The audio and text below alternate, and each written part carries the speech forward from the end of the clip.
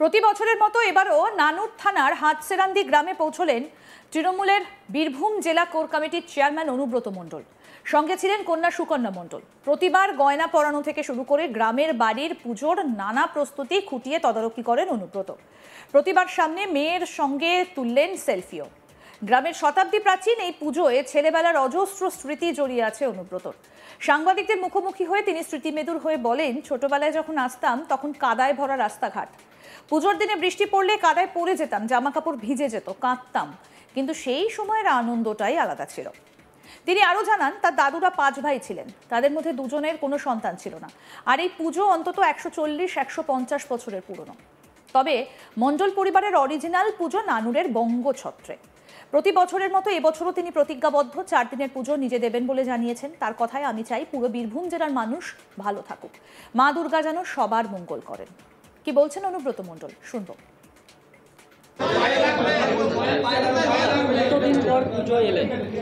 প্রত্যেক বাড়ি আসি, 2 বছর আসিনি। ভালো, বাড়ির পুজো ভালো। বাড়ির পুজো আবার ভালো না লাগে? ছোটোবেলায় যখন আসতাম তখন রাস্তাঘাট কাদা ছিল, পুজোর দিনে জল পড়লে পড়ে যেতাম, জামা প্যান্ট ভিজে যেত কাদাতে। সে এক আলাদা এনার্জি ছিল। গোটা গ্রামেই কাদা ভর্তি ছিল, হাফ প্যান্ট পরে কাদাতে পড়ে যেতাম, কাঁদতাম, নতুন জামা কাপড় ভিজে গেল কাদাতে। আমাদের মোটামুটি অরিজিনাল আমাদের পুজো হচ্ছে ব্যাংচাদরা। আমার দাদুরা 5 ভাই ছিলেন, 2 ভাইয়ের কোনো সন্তান ছিলেন না, 3 ভাইয়ের এটা পুজো। এটা মোটামুটি 140-50 বছরে হবে। আমাদের অরিজিনাল পুজো ব্যাংচাদরা। গ্রামবাসী, আমি গ্রামবাসী বলে নয়, গোটা বীরভূম জেলার মানুষ ভালো থাকুক, মা যেন সবাইকে ভালো রাখে।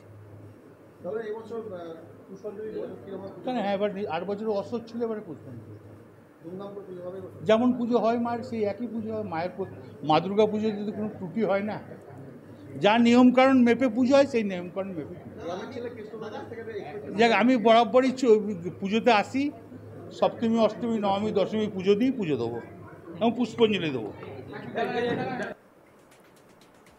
গ্রামের মানুষজনের কাছে অনুব্রতর বিশেষ পরিচিত নাম কেষ্ট মোড়ল।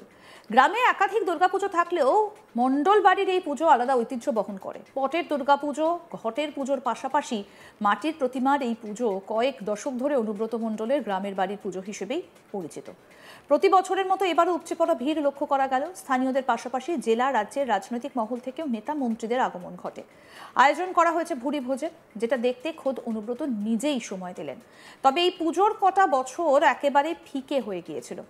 2022 সালের 11ই আগস্ট গরু পাচার মামলায় সিবিআই এর হাতে গ্রেফতার হয়েছিলেন অনুব্রত মণ্ডল। পরে আর্থিক তছরূপের মামলায় এনফোর্সমেন্ট ডিরেক্টরেটও গ্রেফতার করে তাকে। দীর্ঘ 2 বছর তিহার জেলে থাকার পর 2024 সালের 22শে সেপ্টেম্বর জামিনে মুক্তি পান তিনি।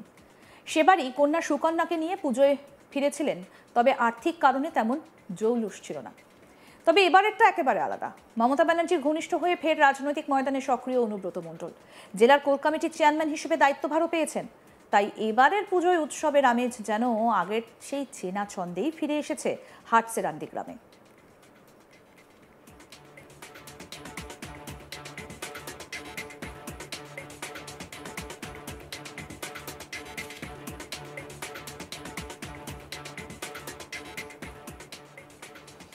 আমাদের প্রতিনিধি শান্তনু হাজরা কি প্রতিবেদন তুলে ধরলেন, দেখবো এবার। বীরভূম জেলার দুর্দান্ত প্রতাপ নেতা, তার নাম হচ্ছে অনুব্রত মণ্ডল। আর এই অনুব্রত মণ্ডলের মুখ থেকে শোনা গেল এমন কিছু শব্দ যা শুনলে সকলেই অবাক হবেন। ঠিক কি বলেছেন অনুব্রত মণ্ডল? অনুব্রত মণ্ডল মানেই আমরা জানি গুড় বাতাসা, চরম চরম ঢাক, একেবারে যে ধরনের প্রবাদ তিনি ব্যবহার করেন, রাজনৈতিক রঙ্গমঞ্চ। আর অন্যদিকে যখন নির্বাচন আসে, ঠিক নির্বাচন, উন্নয়ন দাঁড়িয়ে রয়েছে, এই বাক্যগুলো কিন্তু একেবারে রাজনীতি ও নির্বাচনের ময়দান কাঁপিয়ে ফেলে। যার ফলে অনেকটা শোনাও গেছে যে বিরোধীরা তাকে কটাক্ষ করেছে, বিরোধীরা ভয় পেয়েছে, এমনটাও বলা যাচ্ছে যে অনুব্রতর উন্নয়ন দাঁড়িয়ে আছে বলে নির্বাচনে। অর্থাৎ তো এই যে অনুব্রত, এক অন্য অনুব্রতকে দেখা গেল তার গ্রামের যে মণ্ডল বাড়ির যে দুর্গা মণ্ডপ রয়েছে সেখানে তিনি যান এবং তিনি সাংবাদিকদের মুখোমুখি হয়ে তার শৈশবের স্মৃতি কথা কিন্তু স্মৃতিচারণা করে। কি বললেন অনুব্রত মণ্ডল?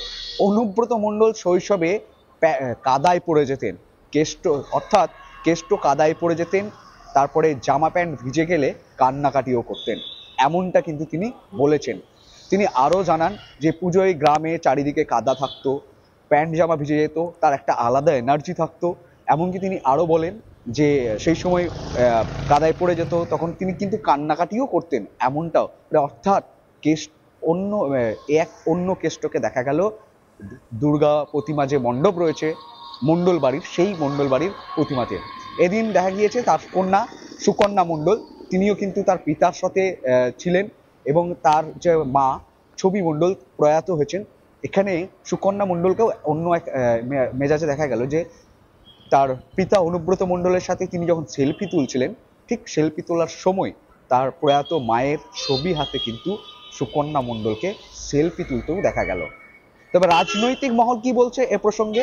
অন্যদিকে তৃণমূলের অন্দরে অনুব্রতর এহানো মন্তব্যে বেশ খুশি। অনুব্রতর এই মন্তব্যে তৃণমূল খুশি থাকলেও ভারতীয় জনতা পার্টি, বাম কংগ্রেস কিন্তু খুশি নয়। তবে পুজোর মরশুমে রাজনৈতিক কটাক্ষ করতে পিছু পা হচ্ছেন না বিরোধী দলগুলো। তারা বলছে এখন ছোটবেলায় যে রাস্তাঘাট কাদা থাকতো, কান্নাকাটি, তাই এখন উন্নয়ন দাঁড়িয়ে থেকে অপরকে কান্দা, এমনটা কিন্তু বিস্ফোরকভাবেই তারা ব্যঙ্গক্ত করেই অনুব্রত মণ্ডলকে কটাক্ষ আক্রমণ করেছে। তবে শেষমেশ সবার কাছে এই মুহূর্তে অনুব্রত মণ্ডল শৈশবে যে স্মৃতিচারণা করেছে, সেই স্মৃতিচারণা এই মুহূর্তে মানুষের তৃণমূলের কাছে, একদল যুবক সম্প্রদায়ের কাছে বেশ মজাদার হয়ে দাঁড়িয়েছে এবং এটাকে বেশ ভালোভাবেই নিয়েছে।